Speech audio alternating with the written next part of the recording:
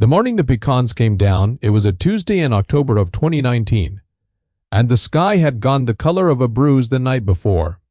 That deep purple green that any old farmer around here will tell you means the wind is about to do something it hasn't asked permission for. I was 71 that fall, and I had lived on this same 40 acres of bottomland my whole life, and I had never seen a blow tear through the pecan grove the way that one did.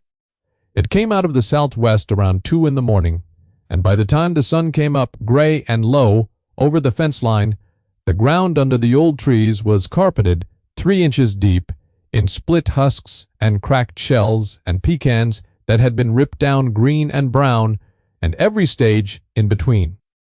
My neighbor across the road, a man near 30 years younger than me, who drove a truck so clean you could shave in the door panel, stood at the fence with his coffee and looked at the mess and shook his head. He said the whole crop was ruined, that storm-split pecans weren't worth hauling off, that the meat would be bruised and the shells too broke to sell to any buyer worth talking to. He wasn't cruel about it.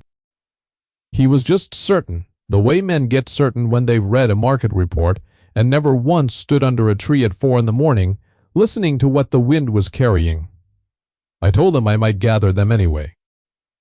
He laughed, not mean, and said, if I wanted to spend a week on my knees for nothing, that was my business. And he drove on. What I didn't tell him, because I wasn't ready to say it out loud yet, was that I had a notion those pecans knew something I didn't. Not the pecans, I suppose, my daughter. But we'll get there. We move slow on this porch, but we get there. Now the thing you have to understand about a storm-split pecan is that the market does not want it, and the market is not always right, and those two facts have paid for more than one roof on this property over the years. When a pecan comes down whole, in its shell, dried proper on the tree, the buyers at the co-op will weigh it and grade it and give you a price by the pound.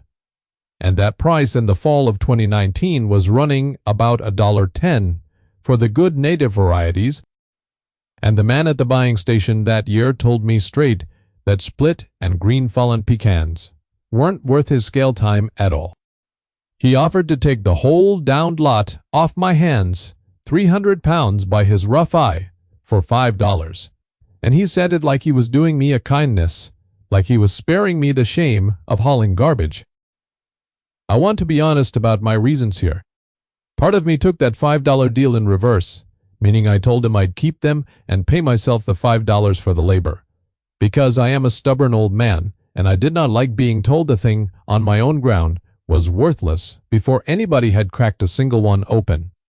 But the bigger part, the part I hadn't spoken of to my neighbor or the buying station man or anybody, was my daughter Raina, who had come back home that summer at 42 with a marriage behind her and a quietness on her I didn't know how to reach. Why, the Gentee. She used to bake with her mother. My wife, Odell, had been gone 11 years by then, and the kitchen had gone quiet with her, and I had watched Raina stand in the doorway of that kitchen a dozen times that fall and not go in. And I thought, foolish or not, that 300 pounds of pecans nobody wanted might be a reason to open a door. So I gathered them. It took me the better part of 6 days on my knees, more than I'd like to admit, a 5-gallon bucket at a time, hauling them up to the barn and spreading them out on old window screens I'd nailed into frames back when Odell was still telling me what to build. And here is where the story turns, because on the 3rd day of gathering, up in the loft of that barn where I'd gone, looking for another screen frame, I found the notebook. It was a marbled composition book, the black and white speckled kind. The cover gone soft at the corners and swollen a little from years of barn damp, and I knew the hand on the first page before I read a word of it. It was my mother's. She died in 1994, and I had not seen her writing in 25 years. And there it was, careful and slanted, page after page of pecan notes.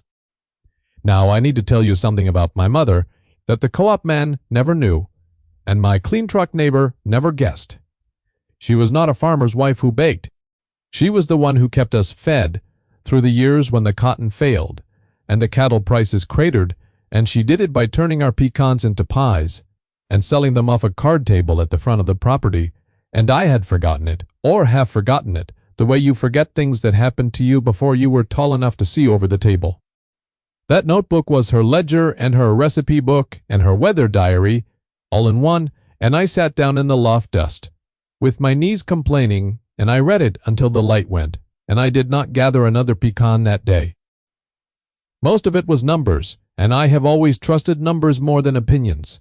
She kept track of everything. She wrote down how many pounds a tree gave in a wet year against a dry one. She wrote the price she got for a pie. 40 cents in 1961 and up to $1.25 by the 70s. She wrote how many pies she could get from a pound of shelled meat, which was better than 2 if she was careful, and how long a pie held on the counter before it turned. But it was one line, on a page dated the fall of 1966, that stopped me, and would not let me go. She had written, in a hand pressed harder than the rest, so the pencil had near torn the paper, the words, "Storm pecans make the best pies bruise," means sugar buyers are fools. And under it, underlined twice, a single question. She had never answered on the page. Why won't they pay for the good ones? I read that line I don't know how many times. Bruise means sugar. My mother, who never went past the 8th grade, had figured something out sitting at a card table in 1966 that the buying station man with his moisture meter and his grade chart had never once considered, which is that the pecan the market throws away, the one knocked green and split by a hard wind, does something under stress that a pecan lazily ripening on a calm tree never has to do. I didn't know the science of it then.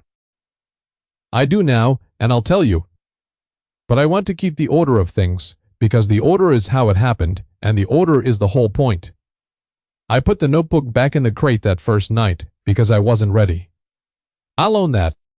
A man can hold a thing in his hands that changes everything and still set it down, because picking it up means the work that comes after, and the work that came after this one meant walking into that quiet kitchen and asking my grieving grown daughter to bake with me.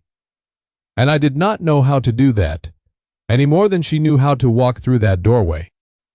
So for 2 days, I did nothing but crack pecans.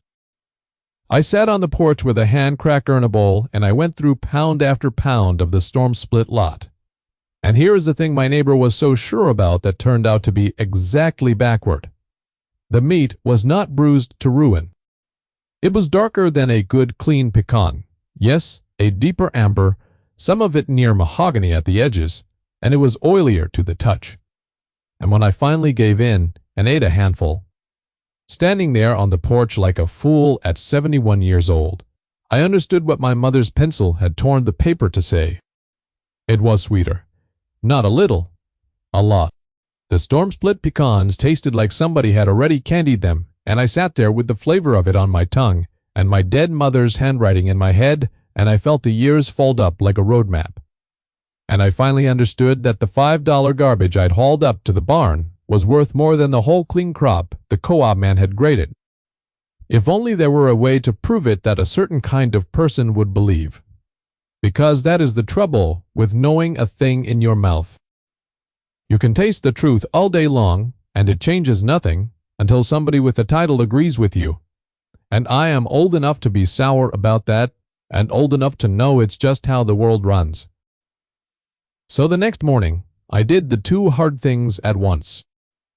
I carried a bowl of the shelled storm meat into the kitchen where Raina was standing with her back to the door making coffee, and I set it on the counter, and I put my mother's notebook down beside it, open to the page that said bruise means sugar. And I said, plain as I could, I think your grandmother left us instructions.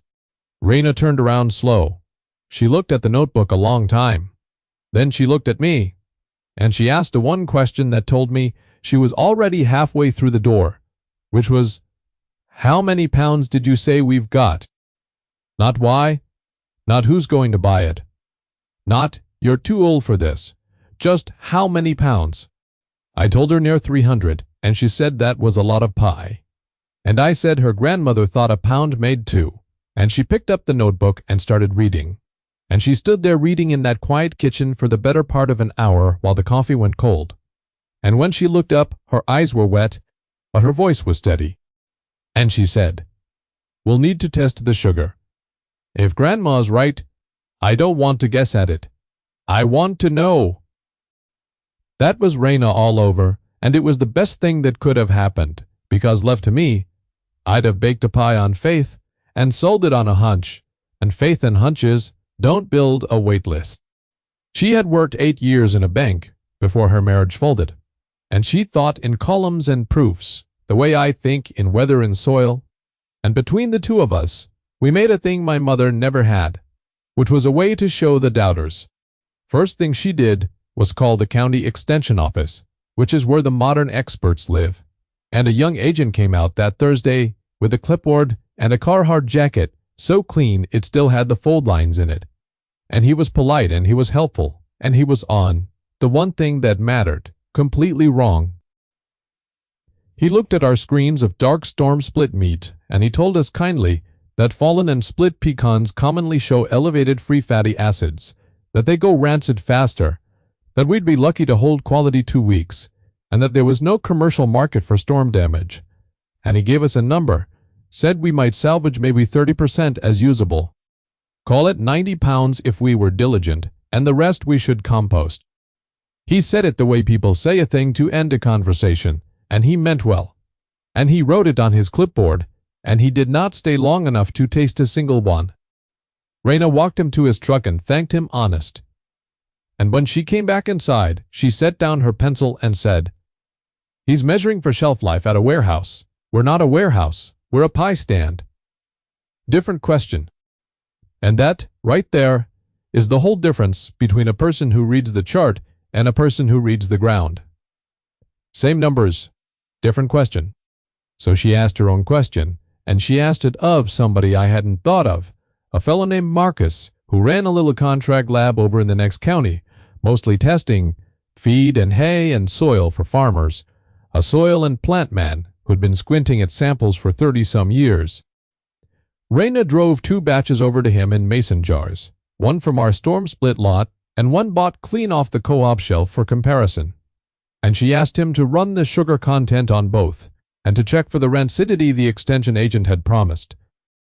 He said, give him 3 days. Those 3 days passed slow, the way the important ones do, and I'll be honest that I filled them by baking, because I could not sit still. And Raina and I put my mother's recipe to the fire for the first time in either of our hands. That first pie came out of the oven a little before dark on a Sunday, and neither of us said anything for a minute. We just looked at it.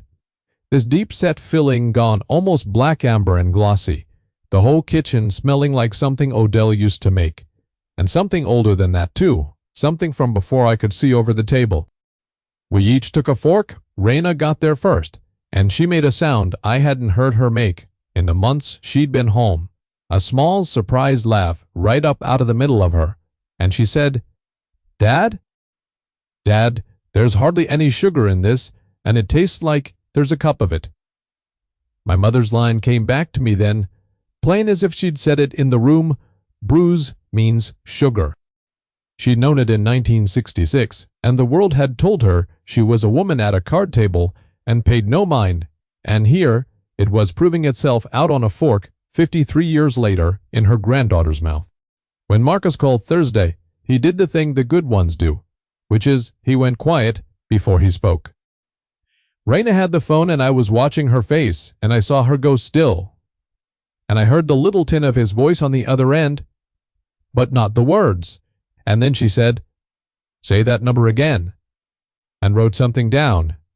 And when she hung up, she sat down in Odell's old kitchen chair, like her legs had asked her to. The storm split meat tested at nearly 1/3 more sugar than the clean co-op pecans, 1/3. And the rancidity. The extension man had promised the free fatty acids that were supposed to ruin us in 2 weeks came back well within safe range because we had spread that lot to dry proper on the screens the very day it fell. The way my mother's notebook said to, and a pecan dried quick and kept cool does not go off the way one left wet in a warehouse bin does.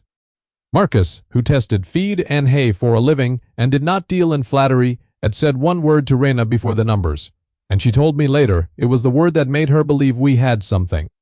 He'd said the sugar reading was, and I'm quoting the man through my daughter, exceptional. That was all. Not remarkable, not amazing, none of the words a salesman would reach for, exceptional. A man goes quiet and then spends one careful word and you can build a business on it. And that's about what we did, though it started smaller and slower than the word suggests. Raina wanted to prove the pie before she ever priced it, so the first 2 dozen we baked, we gave away, which pained my thrift, something awful, but she was right again. She took them to the Saturday market in town in the middle of October and set them on a card table, and I want you to hear the shape of that, a card table, because I did not tell her about my mother's card table until she'd already chosen it, and when I did tell her, she got quiet, the way I'd gotten quiet in the loft. She cut those free pies into little squares and handed them out on napkins and told anybody who asked the true story, storm pecans, higher sugar, a recipe from her grandmother's 1966 notebook, and she watched people's faces do the thing my face had done on the porch. That, surprise. That, reaching back for a second square. By noon the diner had a version of the story, and the version had grown, the way they do, and by the time I heard it repeated back to me at the feed store, it had 300 pounds turned into 1,000, and a $5 deal turned into me outsmarting the whole co-op board. And I let it grow because a growing story is free advertising, and my mother would have laughed at it. What was true was plenty.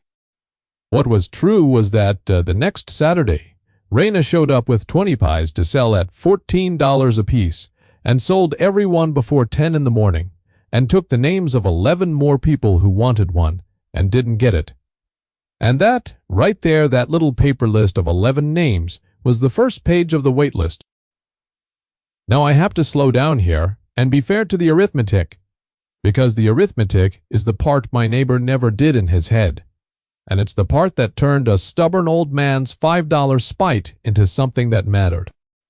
300 pounds of pecans in the shell, shells out to about half its weight in meat, if you're careful, and the shells are good. And even storm split, once they dried on the screen, ours cracked cleaner than the co-op man swore they would, so call it 140 pounds of shelled meat off that whole down lot. My mother's notebook said, "A pound of meat made 2 pies." Raina, testing it careful, found she could stretch it to a shade more.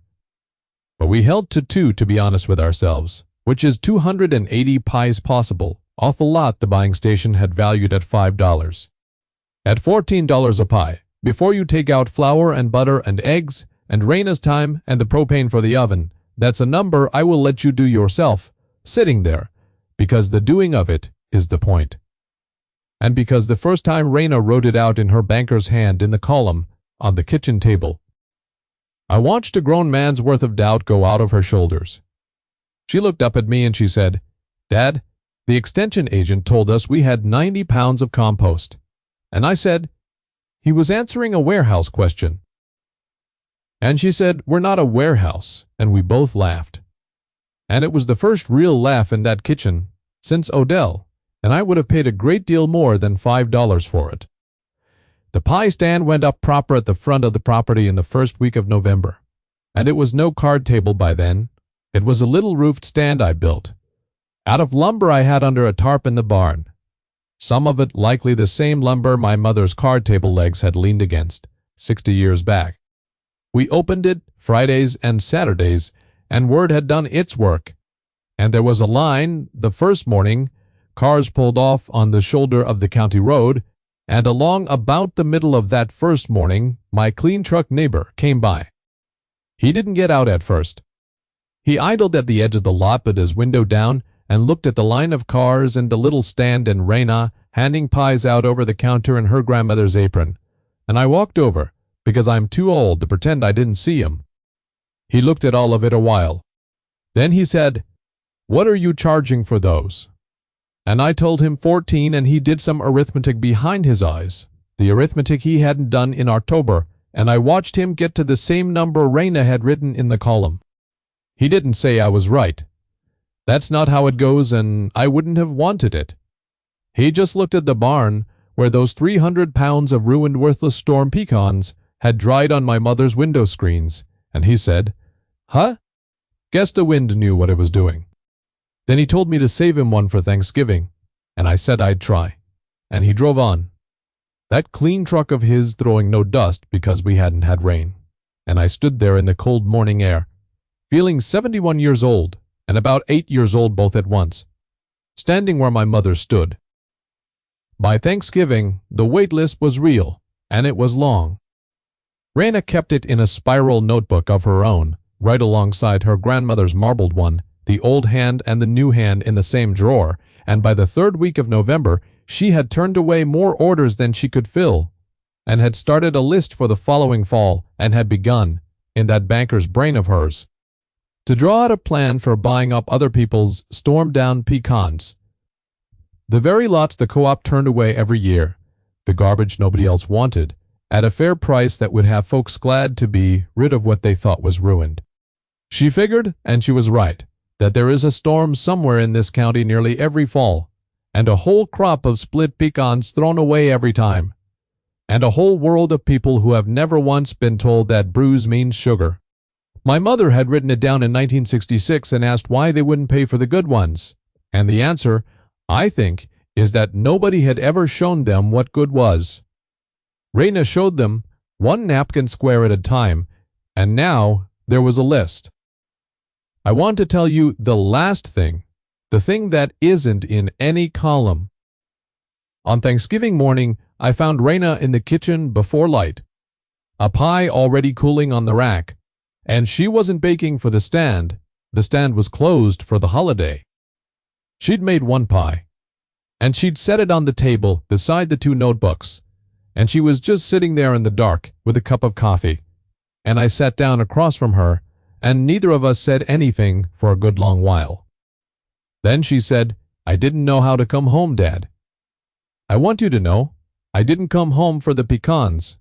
And I said I knew that, and she said, "But the pecans are how I got out of the doorway." And I understood exactly what she meant, and I thought about my mother, torn pencil and card table, keeping us all fed through the lean years and never once getting paid what she was worth. And I thought how a thing she wrote down for herself in a hard fall in 1966 had reached across all that time to pull her own granddaughter through a doorway she couldn't get through any other way. That's what the old knowledge does. It waits. It sits in a barn loft, going soft at the corners, and it waits for the year you finally need it, and it asks nothing but that you be paying attention when the wind comes.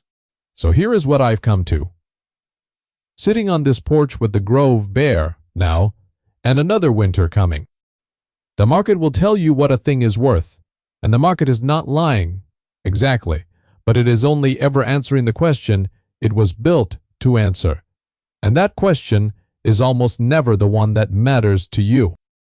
The buying station man asked, "What will this weigh in grade?" The extension agent asked, "How long will this keep in a bin?" Both of them true, both of them useless, because Raina and I were asking a different question entirely, which is the same one my mother asked with her torn pencil, which is, what is this really good for, and who has ever bothered to find out? The wind didn't ruin my crop, it concentrated it. It took a common thing and put it under enough stress to turn it into something rare, and then the whole clever modern world of scales and charts and clipboards drove right past it on their way to grade the ordinary my mother knew. My daughter proved it. And I am just the old man who was stubborn enough to haul the garbage up to the barn and lucky enough to still be paying attention when I found the notebook.